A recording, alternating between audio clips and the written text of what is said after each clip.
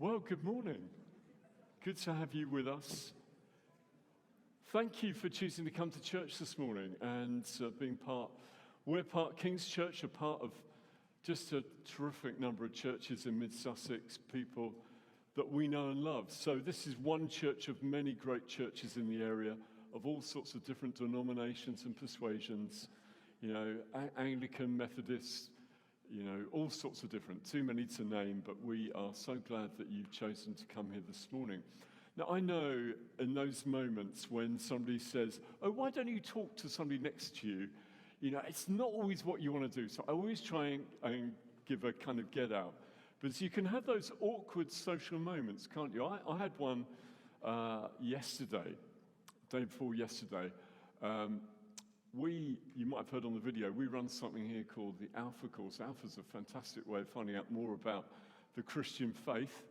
And both Tracy and Mark on the video have been part of our Alpha. I know many of you have here. And I live in Haven-Seath, so I was walking through town, and I spotted an old friend who'd been a guest on Alpha, and he works he's a young guy in his 20s, he works for our local authority. So he's out doing a brilliant job cleaning, weeds from the pavements and doing all those fantastic sort of flower displays on the roundabouts. He does all that sort of stuff. So I'm walking down the road, and the guys are out there, and I think, oh, brilliant. So I got to him. I thought I'll surprise him. He's bending over, digging out some weeds. I went up to him, and I said, hello, handsome, like that. And he looked up, and it wasn't him.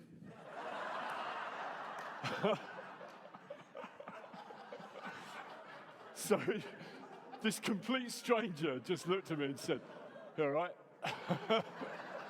And then I kind of explained the awkwardness of the situation. I said, oh, look, I'm so sorry. I thought it was this friend who works for... And then his mate came up, so I looked at him and said, oh, hello, handsome. And he was. Just saying. So maybe you had a moment like that this morning, I don't know. Hopefully it wasn't too awkward. So summer's here, and this morning I'm going to take a few moments just to look at a couple of things that Jesus said in the Bible. And if you want to read it in your own Bible, you can. It's Matthew chapter 11. The words in a moment are going to come up on the screen. As I said, I'm going to read them. Matthew chapter 11. And verse 28 to 29. So what we do each week is we have the Christian karaoke. We've done that bit. So where the band come up and we sing along. And that's called worship. So the reason that we sing is because we just think God is amazing. And I loved seeing Tracy getting baptized. Tracy, that was amazing. And I'm so looking forward to seeing the next service, seeing Mark get baptized.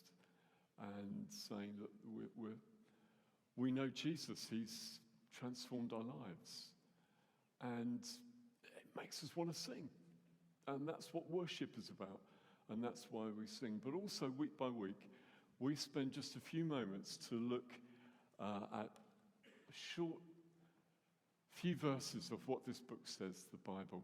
And that's what we're going to do now. So I'm going to read from Matthew chapter 11 and verse 28. These are the words of Jesus Christ, Jesus of Nazareth, Jesus the Son of God, Jesus who's transformed Tracy's life and Mark's life and my life.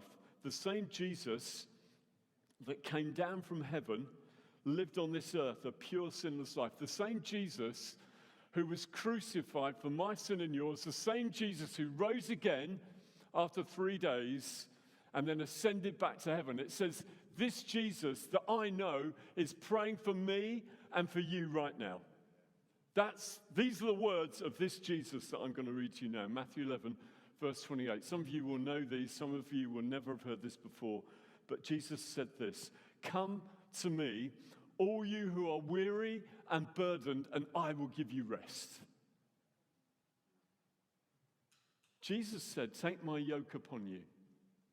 You might wonder what that means. Well, in agricultural settings, particularly in Jesus' time, there would be oxen with a wooden bar that would join them together.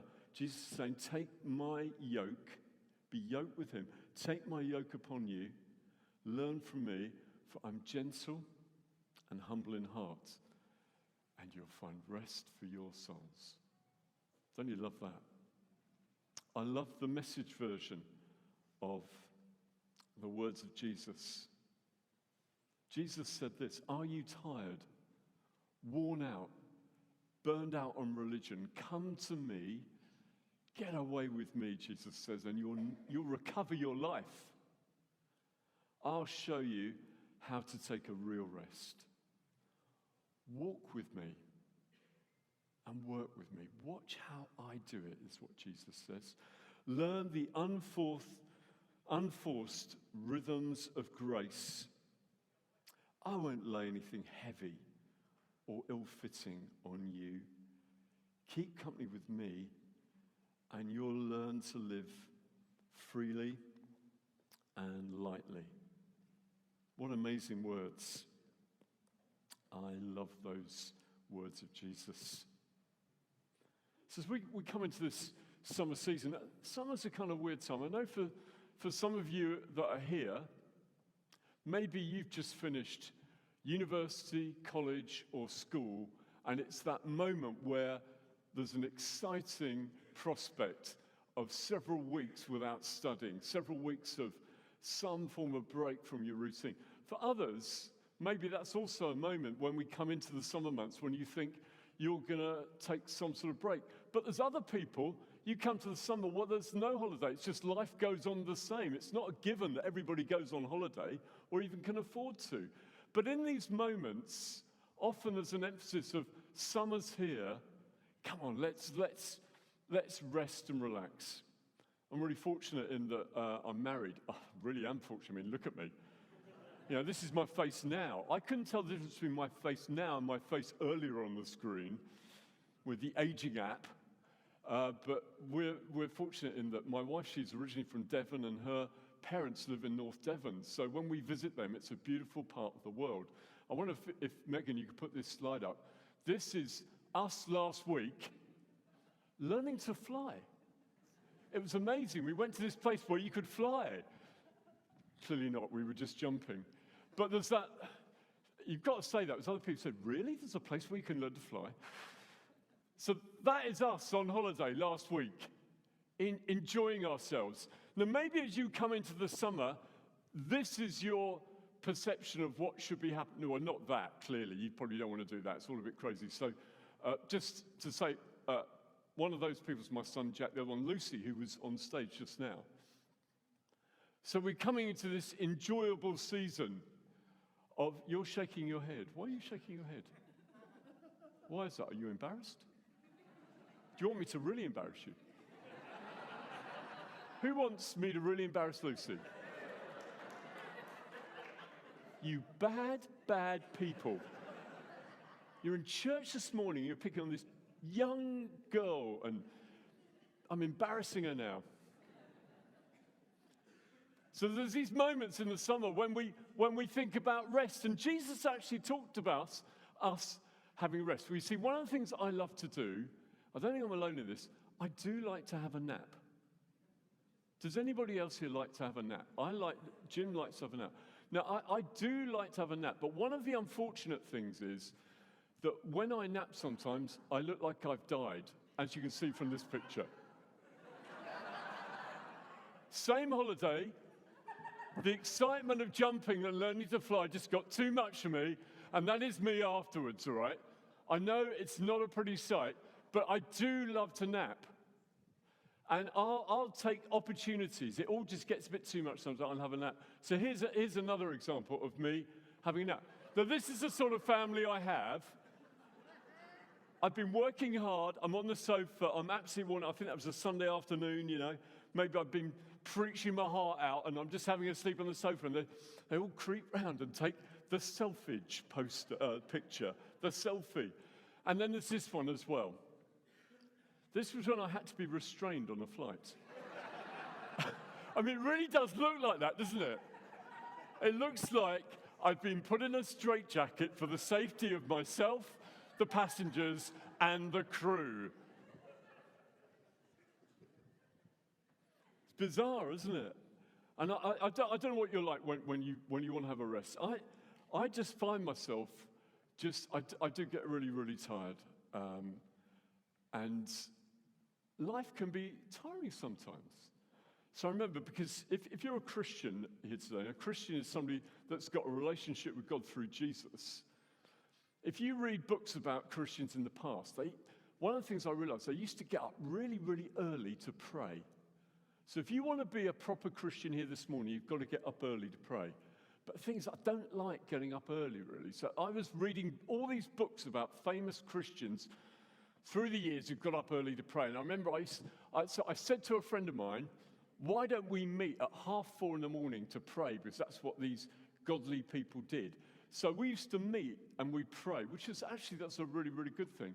But by about 11 o'clock, I was finished. So I can remember I was at my desk. This is not in this office, it was in a previous office I worked. I was at my desk in our church office, and I just could not keep my eyes open. So I'm at my desk, and I'm literally like that. And I don't know how long I was there, but it was summer when I saw it. It was winter. No. I was there for a while, and then there was the doorbell went. I was the only one in the office. And I remembered I had an appointment with somebody. And I went downstairs. It was this friend of mine called Bowdover, a Sikh friend I had. And I opened the door. And you know that moment when you open the door and somebody looks at you and then they look like that? You know that thing, like if you had a dodgy haircut? You know when you look at somebody and then you look up at their hair and you try not to, but you're looking, doing that thing where your eyes go up. So I look at him and he goes like that. I think, why is he going like that? And I realized that my head must have been on something, I don't know, a stapler or something on the desk, which had imprinted this mark on my forehead, which is just bizarre. Anyway, we got over it. But life can be exhausting. Life can be so tiring. How Jesus gives us this opportunity, he says, you can recover your life. Do you feel like sometimes you need to recover your life because of the pressures that are pushing in on you?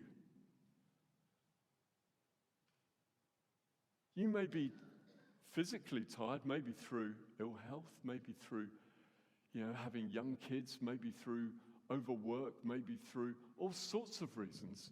But the stresses and strains of life can push in on us. Life can be so exhausting. Jesus asked the question, are you tired? Are you worn out?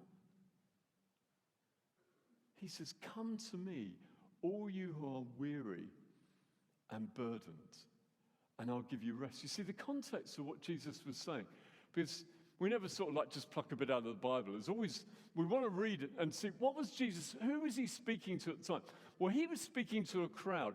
You may have heard of the expression from the Bible called the Sermon on the Mount. I don't know if you've ever heard of that. So when Jesus went up on a mountainside and he started to tell people some things about himself and about God. Well, a little bit of background. The people that he spoke to were Jewish people.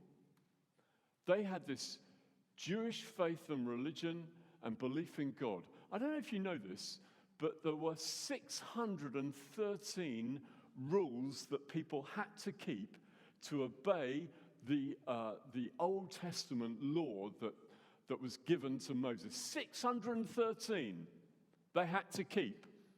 And if you broke one of those, it's like one break and you're out. That's going to cause a problem between you and God. That's what they believed. Now, not only did they have 613 laws that they had to keep, but the religious leaders of the day added thousands more to help them to keep those 613. And that's the context. So Jesus in the Sermon on the Mount, he says this, well, you've heard it said, do not murder. That's one of the commandments, 10 commandments actually. You've heard it said, don't murder. But he says, but I say this to you, if you have anger in your heart, to paraphrase Jesus, if you have anger in your heart, if you even sort of like just cuss out somebody, if you you're driving a camel down the road and another camel cuts you up, I don't know if Jesus actually said that, but you get them, and you feel hatred and anger in your heart. He said, you've actually murdered somebody just by the thought. Or he said, what about adultery? You've heard it said, he said, Jesus says, you've heard it said, he's referring to the law. You've heard it said, do not commit adultery. He said, I say to you, if you even look with lust at another woman, lust in your heart, so not committing adultery, if you even look with lust, you have committed adultery. Oh, it must have been so hard. So they've got all these rules already. They're feeling heavy burden and laden. They've got all these rules and regulations, and then Jesus comes. They thought he was good news, the way he loved people, cared for people. And then suddenly he's saying these things that seem to be making it even harder somehow to have a relationship with God. And you see, that's the context. But then he says this, you're heavy burdened, come to me. In other words, what he's saying is, you will never, ever be able to fulfill 613 laws. You will never, ever be able to fulfill the thousands beyond that. And look, I want to say to you, actually, the standard is even higher than those rules and regulations that people have dumped on you and said, right, for you to be right with God, you've got to be like this. And this is what he says. Are you tired? Are you worn out? Are you burned out on religion? Come to me, Jesus said. Get away with me. You will recover your life. I'll show you how to take a real rest. Come to me, Jesus said. All you who are weary and burdened, I will give you rest. The yoke I spoke about, he said, take my yoke on you because it's easy. Come on, let's throw all these laws to one side. I'm going to make life easy and good for you. Wow. Sometimes we can feel like we've got to be something, and deep down, maybe that isn't who we are. You put this picture up, Megan. I took this photo in 1982. You might recognize the guy in the pilot seat. That's Prince Andrew, part of the royal family. So many of you weren't even born in 1982, but in 1982, Prince Andrew had been flying his naval helicopter in the Falklands War, and he just got back, and he saw action in the Falkland Islands, and there was a moment in the nation there. And I was at Biggin Hill at an air show, and I thought, I want to get some photographs. Now, I was studying photography at the time. I was a student and wanted to get some decent photos. But inevitably, when you go to these events, there's thousands, I don't know, there's 40, 50,000 people there. I thought, I'm never going to, he was a speck in the distance. So I thought, what I'm going to do is, I'm going to pretend to be something I'm not. So I thought, I'm going to pretend that I'm a paparazzi photographer. So what I did was, when the police weren't looking, I jumped over the barriers and slipped in amongst the crowd of photographers. And it was great. There was, a crowd around the plane, and we're all taking pictures. And I remember somebody looking at me and saying kind of, who are you with? And I'm like, I'm with the Ashcombe School Gazette, or whatever it was, And there's this moment, and, I got this is one of many pictures that I got, which, I was really, really pleased with. But then there was another moment came where I felt a tap on my shoulder. And it was a very large gentleman with one of those pointy helmets on, with the Metropolitan Police, basically. And he said, should you be here? And I said, well, yeah, I'm one of the photographers. And he said, have you got a press pass? So I said, yeah. And I showed him my library ticket. At which point, I was escorted away. And I've only just got out of prison. But doesn't life feel like that sometimes? When you go to your office and you feel you've got to put on something, you've got to try and maybe impress. I know when I worked in the city, that's what I did. I bought the best suits I could, so somehow I would give an impression of this is who I was. Or maybe if you're lucky enough to have your own home, you think, right, I've got to have this sort of kitchen or this sort of new furniture in the house. So somehow my lifestyle will say something about me to other people. But deep down, you know that actually, maybe that's not fully who you are. Or when you meet people, you want to give a certain impression. So you'll say some things about yourself, you won't say other things about yourself. Why do I know this? Because I've done it. But that can get so tiring. It can make us so weary. We can feel sometimes when we're found out, we get caught red-handed. Let's read again what Jesus said. He says, are you tired with this? Are you worn out with it? Are you burned out on religion? Come to me. Get away with me and you'll recover your life. Do you know, when I came to know Jesus, I realized this. He wasn't interested in me keeping rules. He wanted a relationship with me. He's not interested in you coming to church or being good. Because look, believe me, you will never keep all the rules that are in God's law. The Bible says that all have sinned and fallen short of God's perfect standard, his glory. You will never keep the rules, but Jesus kept them for you. And he said, you know what, if you come to me, take my yoke and my burden is this, you are free to walk with me. The burdens can be lifted. You can find true rest for your souls. Walk with me. Work with me. Watch how I do it. He says, I won't lay anything heavy or ill-fitting on you. Come to me. Have a relationship with me. So you'll never be able to obey the rules. You'll never be able to do it. So if you're here this morning and maybe you've been coming to this church for years and you think, do you know what? I don't know if I can do this. Well, you can't. But Jesus says this, come to me if you're weary and burdened with that, and walk with me and we can work it out. Walk with me and work with me. You'll never be able to do it without him. I don't know if you know this, but 17 minutes past 8 on the 20th of July, so that would have been yesterday, but 50 years ago, 17 minutes past 8 in the evening was the first time a man set foot on the moon.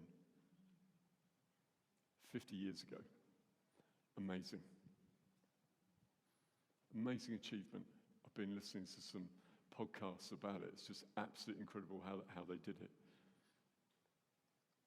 But you see, one of the things about when you watch the old footage of people walking the moon is they don't walk sort of like we walk. Are you one of these people that just finds the pace of life a bit much sometimes? It's interesting when you look in the Bible, Jesus never ever ran anywhere. He just walked. I wonder whether we, as we read those verses, we need to take a leaf out of Jesus' book when he says, why don't you walk with me? I wonder if we need to slow down. See, because when they're on the moon, Neil Armstrong's going down the ladder and he lands on the moon and there's this moment where they're walking. I feel like I'm actually there. This is one small step for man, one giant leap for mankind. I'm on the moon. How did that happen? I thought I was going to preach. Yippee, we made it. Oh, and you slow down. Maybe Jesus is saying to you today, stop rushing about. Be more astronauts. That probably just looked strange. To explain, if you're watching this on YouTube, that was my attempt to be like somebody walking on the moon.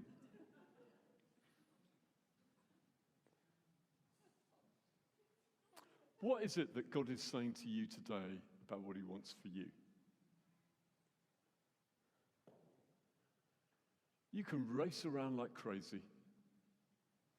You can race around like crazy as a Christian, thinking, I need to do this, I need to do that, I've been asked to do this, I've been asked to do that.